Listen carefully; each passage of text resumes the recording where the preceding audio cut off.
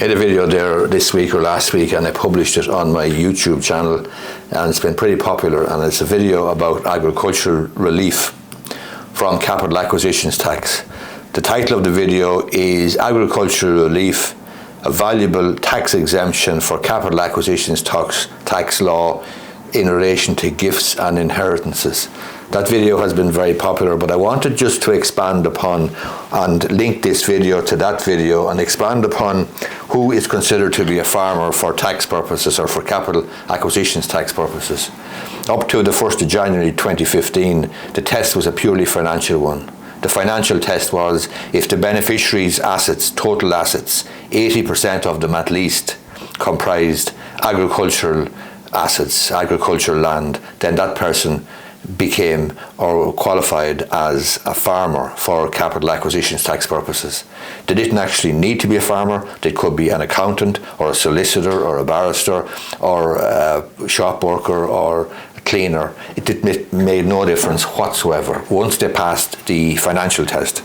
And the financial test was that 80% at least of their assets, total assets, were agricultural assets. If that was the case, they became or qualified as farmers for the purposes of CAT relief, capital acquisitions tax relief. However, from 1st of January 2015, that changed. There was a new test introduced, a second leg to the test, or a second test, and that is the active farmer test. And that test requires a certain element of activity on behalf of the beneficiary. So the active farmer test is as follows. Broadly speaking, there are three ways to meet the active farmer test. One is that the beneficiary is a trained farmer and farms the land commercially.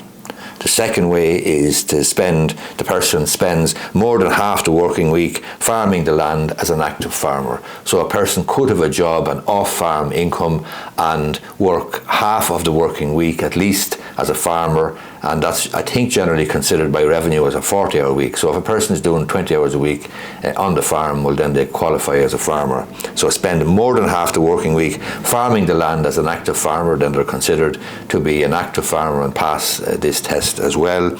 Or they could lease, the beneficiary could lease the land to an active farmer who will actively farm the land on a commercial basis, or a trained farmer who will farm the land commercially.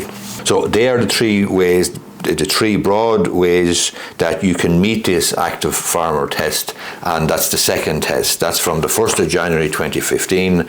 Prior to this, or the other part of the test then, is the 80% test. Does 80% of the beneficiary's assets comprise agricultural assets? If that's the case, they qualify as a farmer. I hope you watch this video in conjunction with the other video, and the other video, I'll remind you, is agricultural relief.